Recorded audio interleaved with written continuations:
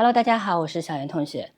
现在呢，我是在芝加哥，我现在住的希尔顿酒店的这个房间里面。今天呢是最后一天，很快呢我就要回上海了。今天呢想跟大家分享一下我这次来芝加哥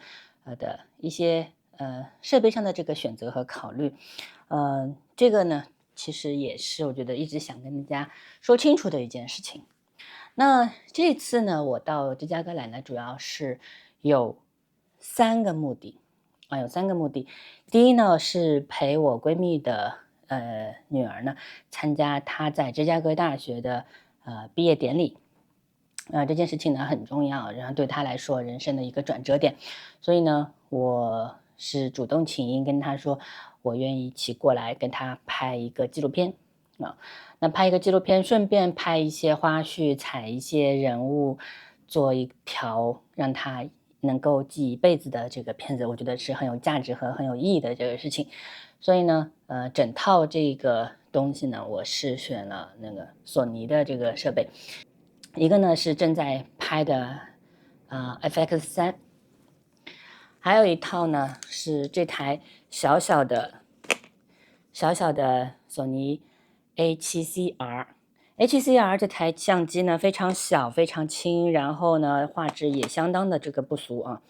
那这次呢为了这次采访和拍摄，特地去买了这支镜头，就是去年年底出的2870 F2GM 这支巨大的粗大的这个镜头这支镜头真的很大，出片真的是无与伦比抓人这个对焦画质全开就非常好28到70相当于囊括了4支定焦的 F2 的这个镜头。那对于出门在外的时候呢，其实是相当的方便的。28拍全景，70拍这个人物的特写，而且它的这个镜头呢，伸缩呢只有一点点的这个距离一点点的距离，然后上面还有很多的按钮，可以提供更多的这个选控。我没有什么别的挑剔的，除了它的大和重。我觉得当然了，它是 F2，它没有办法做得更小，它有4个 XD 的马达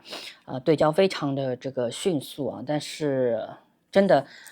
其实我一般拍照就还是习惯那个小镜头35或者说更小的饼干头它会更让你愿意带出去。但是呢这支呢又非常好用，是在于因为我还要拍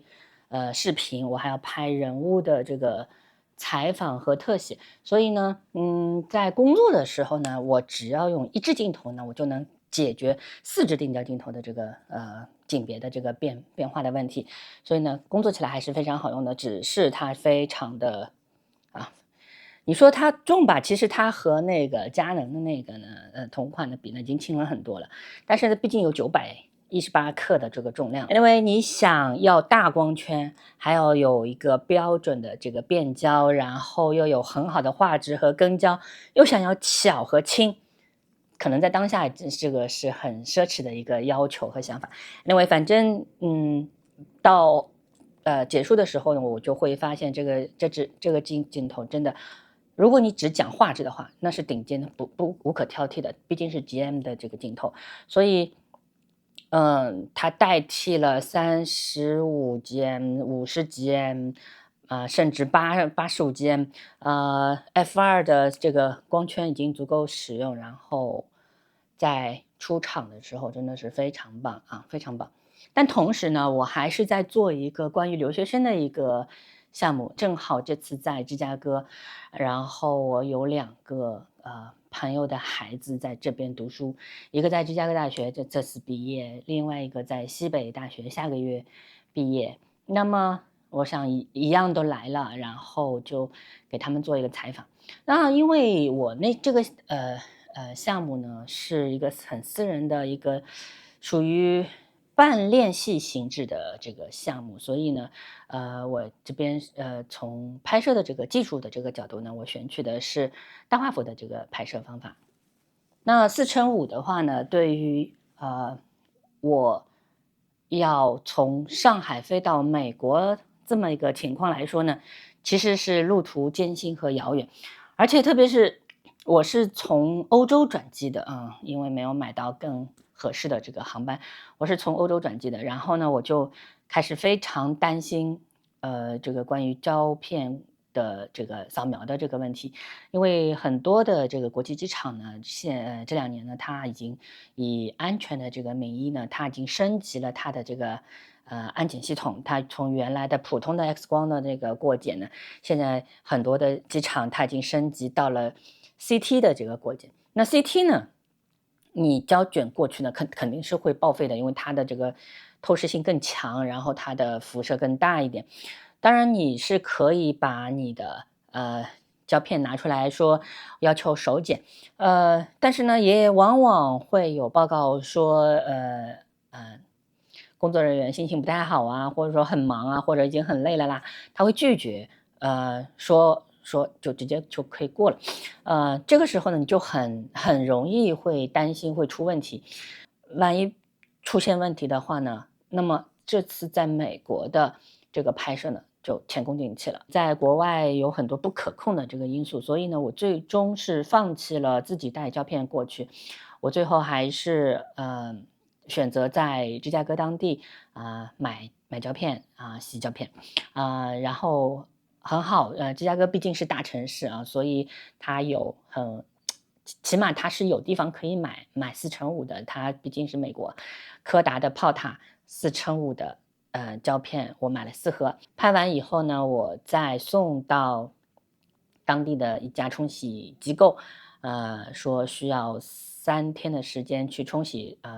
那么这样的话呢，我就能够避免所有的安检的问题，你不用去焦虑这个当中会曝光啊，会有影响啊，有可能没有，我只是多虑，但是稳妥起见啊，因为这个拍摄可能对我更重要一点啊，然后我是觉得还是选择一个比较安全的这个方式。从价格上说呢，实际上，炮塔本身的这个价格，它$85一盒，我觉得价格还可以啊，没有特别离谱，但是它冲洗，真的是蛮贵的。我40张胶片洗了$245，那一张胶片呢就需要人民币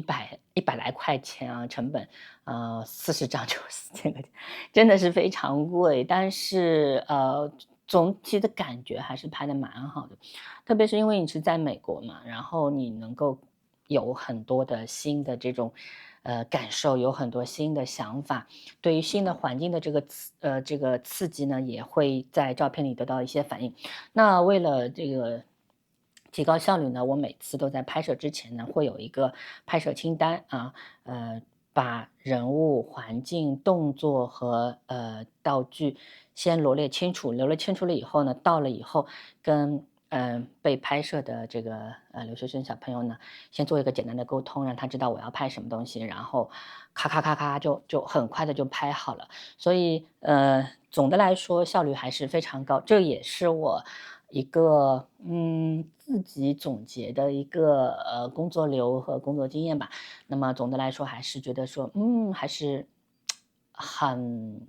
很顺滑啊，这个也是积累了一些在海外拍大画幅胶片的这个经验啊。OK，那第3套系统呢，就是我现在最常用的阿尔帕系统啊。那么这台阿尔帕加菲斯的4150是现在我去拍景观最常用的一套设备。阿尔帕加那个菲斯的这个数字后背呢，也是现在的这个拍风光的这个顶级设备啊，觉得几乎没有更好的这个数字系统能够媲美这个这么好的一套顶级的这个系统。但是我并不是拿来拍风光，我前2期的这个视频已经说过了，我主要是拿来拍这个景观，特别是城市景观。对我来说，城市以及它的这个发展、它的变化和生存的这个状态，永远是我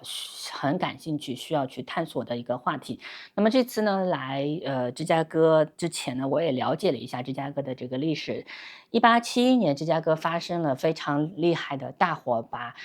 城市烧掉了一大半，然后在这个一片焦土的这个基础上呢，重新拔地而起了现代芝加哥的这么一个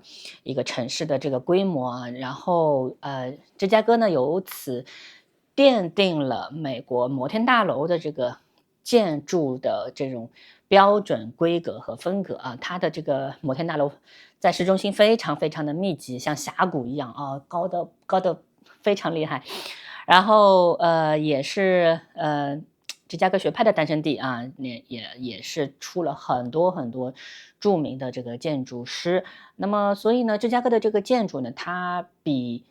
纽约曼哈顿呢看上去呢更丰富、更多样性，然后也不是都是一根根细柱子，然后有各种各样的这个状况。然后它还有很多遗留的以前工业时代的这个痕迹，然后有很多新兴的这个特别的这个建筑。所以其实在芝加哥，如果你是学建筑的话呢，你是可以学到看到很多东西，真的是有很多的非常不错的这个作品。所以呢这个当然我不是拍建筑去的，我主要还是来拍城市的这个景观，我会找一些非常触动我、打动我的这个东西，然后更多的是讨论工业化、工业，和它的这个城市布局、城市规划以及社区的这个变迁。我在完成前面2个拍摄项目之后呢，我就这2天呢，我就着力于用这套阿尔帕和菲斯系统呢来拍摄我所喜欢的这个景观。那这个景观呢，主要在有名的这个社区、有名的地点，但是也包含了很多不知名的，或者说别人看起来并不算是游客会触达的这些地方。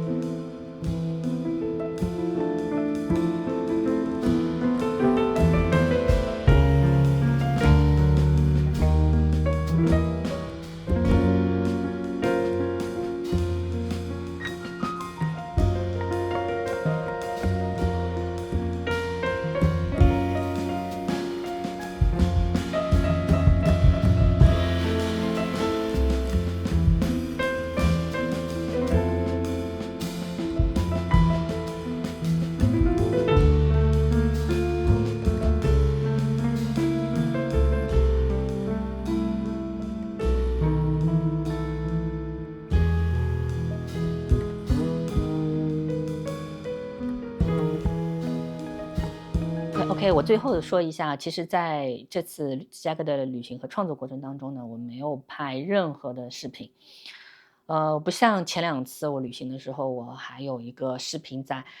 在旁边架着，然后拍我创作的这个过程，拍很多的 B roll 什么的。没有，我这次把所有的精力、所有的时间都 focus 在拍摄本身的这件事情上面了。那么拍视频，同时要拍视频的话呢，我一个人啊，作为单兵来说呢，我试过，去年在北海道我已经试过了，但是会非常非常的